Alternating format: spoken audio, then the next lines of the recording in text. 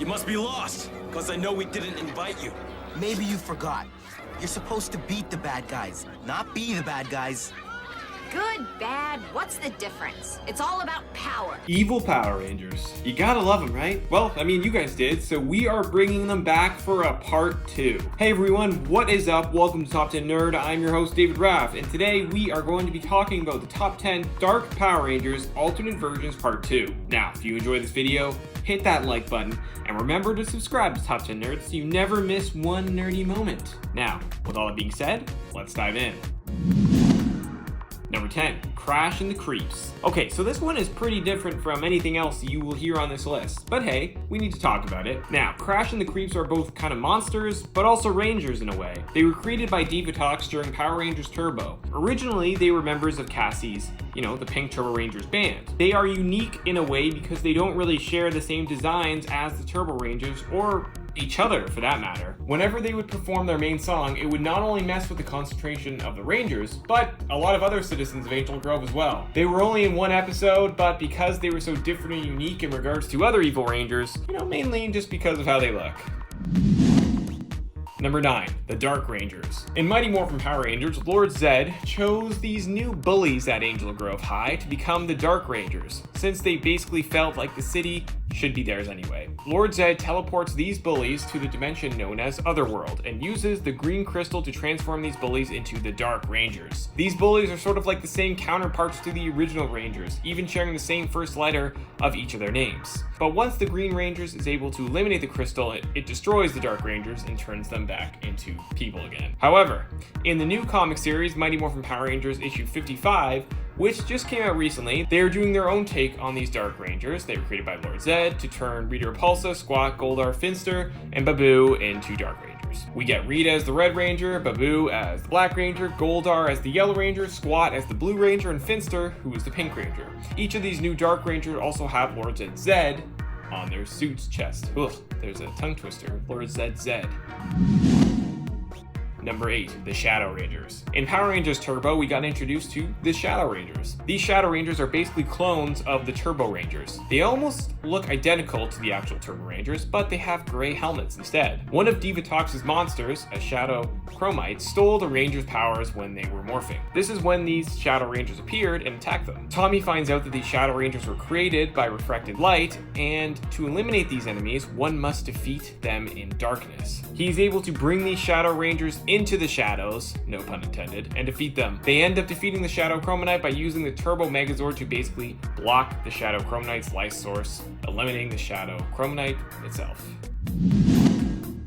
Number 7, Green Ranger Shredder. So everyone knows the evil villain Shredder from the Teenage Mutant Ninja Turtles universe. But in a special event series that led to a non-continuity crossover between the Power Rangers and the Teenage Mutant Ninja Turtles, Shredder is able to gain access to the Dragon Power Coin and get the Green Ranger's Morpher to be able to turn into the Green Ranger Shredder. Yeah, I never thought that would happen. And he looks so friggin' cool. Like, check him out, guys. Now, this isn't even the first time we have seen the Power Rangers crossover with the Teenage Mutant Ninja Turtles. It also happened during Power Rangers in Space. The suit itself is just so amazing, and it's a great combination of what Shredder is used to wearing, but upgraded and meshed with the Green Ranger suit. Definitely wouldn't want to take him on. Number 6, Cyborg Rangers. So in the season of Power Rangers Lightspeed Rescue, General McKnight, who is the general of the headquarters, tells the Lightspeed Rangers that they are being replaced by the Cyborg Rangers. Basically, the Cyborg Rangers are like artificial intelligence and they can control from the base. These Cyborg Rangers are almost identical to the Lightspeed Rangers with only a few minor differences. They feel that they will be able to get the job done much better than the actual Lightspeed Rangers. When the Cyborg Rangers are on a mission, they are fighting villains and are actually winning and doing quite well. But once the villain uses his lightning ability and blasts the Cyborg Rangers with it, basically alters their systems. See, this is why we can't trust artificial intelligence. Am I right, guys? Anyways, it alters their systems and makes them turn, you guessed it, evil. Trying to do harm instead of trying to protect. The original Lightspeed Rangers are called back in to defeat these Cyborg Rangers and save the day. Number 5, Robo Ranger Tommy. This version of Tommy was a robot that showed up in the 25th anniversary special Dimensions in Danger. He was created by the villain known as Lord Draven, who, sounds very similar to Lord Draken. Maybe they just didn't want to actually use him or couldn't. But anywho, he has the powers of the Black Dino Ranger. He didn't last a very long time though, as he was destroyed by Tommy during the episode, but we still got to see a cool fight, Tommy fighting himself. The Robo Ranger was helping Draven steal powers for his cyborg army. During the battle with Tommy, we were introduced to Tommy's Master Morpher, which was created in the comics, and during the fight, Tommy goes through all of his previous Ranger forms, which was very, very cool to see. And yeah, he eventually destroys Draven and goes about his day. Number 4, the Spirit Rangers. The Spirit Rangers were the evil rangers that showed up during Power Rangers Jungle Fury. They were created by the Phantom Beasts as a way to destroy the Power Rangers. They consist of the Green Elephant Spirit Ranger, the Black Bat Spirit Ranger, and the Blue Shark Spirit Ranger. As the season went on, the Masters controlling them were freed, and the Spirit Rangers could now fight alongside the main Rangers, whenever the Rangers summoned them, of course. They were a cool addition to the Jungle Fury story and had some really cool suits. Honestly, I feel like Jungle Fury is kind of like an underrated season. I mean, it had some really cool ideas, and for some reason I feel like a lot of people forget about it. If you have a chance, you should go back and just watch it. I think you might be pleasantly surprised. Or maybe you won't, and that's okay too. Number 3, Evil Wind Rangers. The Evil Wind Rangers come from the Dino Thunder, Ninja Storm crossover episodes. Lothor returns from the Abyss of Evil and casts a spell on the Wind Rangers, making them, go evil. But just the main 3, Shane, Tori, and Dustin. Cam then realizes what's happening and he calls in the Dino Rangers for help, along with Hunter and Blake as well. These episodes are considered to be one of the best Power Ranger crossover episodes. It was very cool to see the Wind Rangers meet the Dino Rangers and have them duke it out. And for a while, Shane, Tori, and Dustin actually had no problem beating Connor, Ethan, and Kira. They fight unmorphed a lot in this as well, since both teams actually have powers outside of their Ranger forms. Eventually, Cam figures out a way to get them back to normal, but by tricking them into thinking that they're actually getting upgrades, when in reality it breaks the hold that Lothor has on them. The Wind Rangers then team up with the Dino Rangers and defeat Lothor and Mesogog, and it's really awesome. I mean, that morphing sequence was pretty crazy.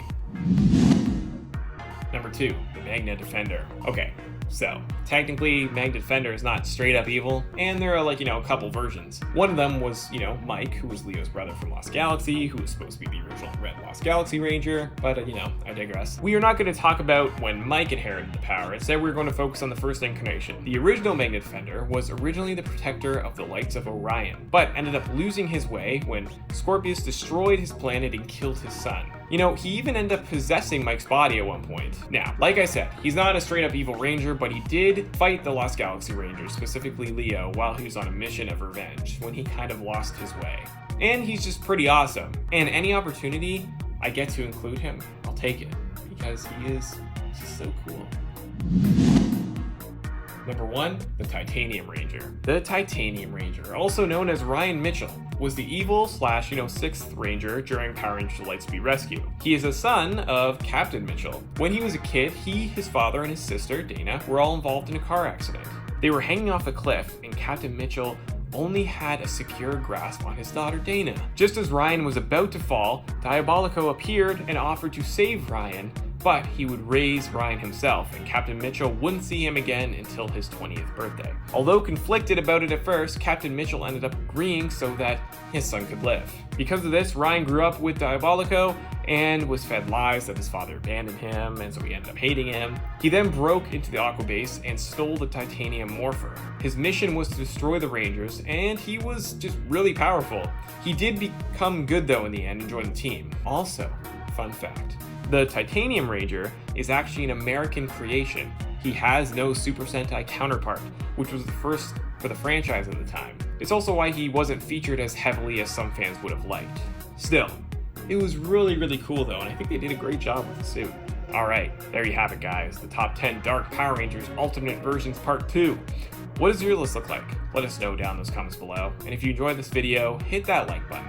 And remember to subscribe to Top 10 Nerd so you always know whenever we post a new nerdy video just like this one.